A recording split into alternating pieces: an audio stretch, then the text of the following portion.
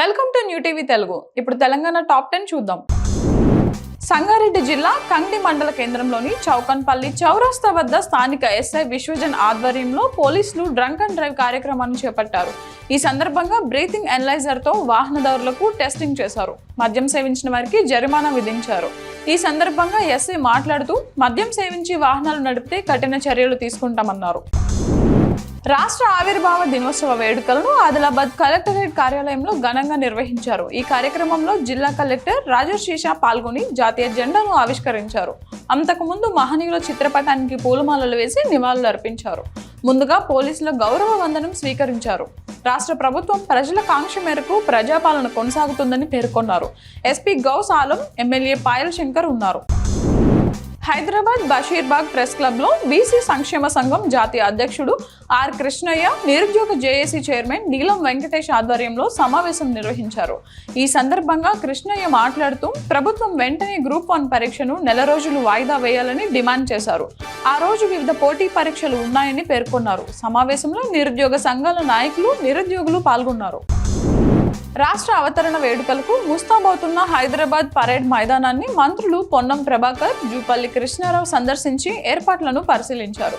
ఈ సందర్భంగా north zone DCP Rohini Priyadarshini మంత్రులకు ఏర్పాట్లను, రూట్ మ్యాప్ ను వివరించారు. కార్యక్రమంలో MLA Danam Nagender, MP Anil Kumar Yadav, mayor Gadwal Vijayalakshmi, deputy mayor Mothe Srilatha పాల్గొన్నారు.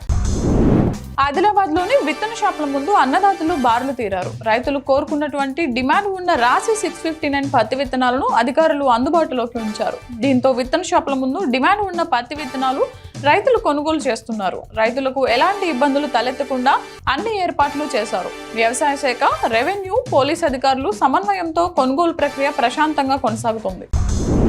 వనపర్తి జిల్లా కేంద్రానికి చెందిన ఆర్యవైశ్య నాయకులు పూరి సురేష్ శెట్టి డాక్టరేట్ పొందిన సందర్భంగా జిల్లా ప్రెస్ క్లబ్ ఆధ్వర్యంలో శాల్వా కప్పి పూలమాలలతో సన్మానించారు.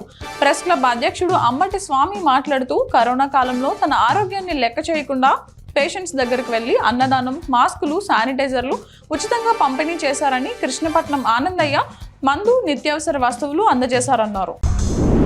మలిదశ తెలంగాణ ఉద్యమంలో పాల్గొన్న మహబూబ్ నగర్ జిల్లాకు చెందిన ఉద్యమకారులు, కళాకారులు హైదరాబాద్ లో నిర్వహించే తెలంగాణ ఆవిర్భావ దినోత్సవ వేడుకలలో పాల్గొనేందుకు ఆదివారం మహబూబ్ నగర్ నుండి వెళ్లారు. పలువురు మాట్లాడుతూ గత ఉద్యమ సమయంలో వారి అనుభవాలను గుర్తు చేసుకున్నారు.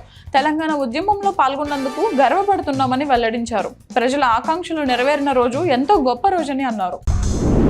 వికారాబాద్ జిల్లాలో నకిలీ పత్తి విత్తనాలు విక్రయిస్తే పీడీ యాక్ట్ కేసు నమోదు చేస్తామని వికారాబాద్ జిల్లా కలెక్టర్ నారాయణ రెడ్డి అన్నారు.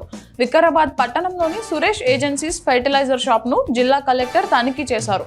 జిల్లాలో ప్రభుత్వం గుర్తించిన పత్తి విత్తనాలు అందుబాటులో ఉన్నాయని, రైతులు ఆందోళన చెందాల్సిన అవసరం లేదన్నారు. తమ సొంత భూమిలోకి సాగు చేస్తుంటే కొందరు నాయకులు బెదిరింపులకు గురి చేస్తున్నారని బాధితులు వాపోతున్నారు. కాగజ్ నగర్ మండలం కొత్త సార్సల గ్రామానికి చెందిన మహిళా పట్టదారి ఇందిర పాత్రికేయులతో మాట్లాడుతూ భూమిలోకి వస్తే హతమారుస్తామని భయపెట్టిస్తున్నారని, ఈ విషయాన్ని ఇస్గాం పోలీస్ స్టేషన్లో ఫిర్యాదు కూడా చేశామన్నారు. అధికారులు స్పందించి తమ భూమికి అడ్డు రాకుండా చూడాలని కోరుతున్నారు. ఒడిశా రాష్ట్రంలోని మల్కన్గిరి, కలిమెల బ్లాక్, పాపులూరు, చింతన్గునల్ గ్రామానికి చెందిన మూడ కార్తీక్, మూడ వెంకట్రావు బ్యాగుల్లో గంజాయిని తీసుకుని విజయవాడకు బయలుదేరారు. ఈ క్రమంలో Palvancha C colony gate, car shed వద్ద పెట్రోలింగ్ నిర్వహిస్తున్న సమయంలో ఎస్ఐలు రాము, స్వప్నాలకు అనుమానం వచ్చి తనిఖీ చేయగా వారి బ్యాగుల్లో 7.50 లక్షల విలువైన 30 కేజీల గంజాయి లభ్యమైంది. వారిని అరెస్ట్ చేసినట్లు తెలిపారు.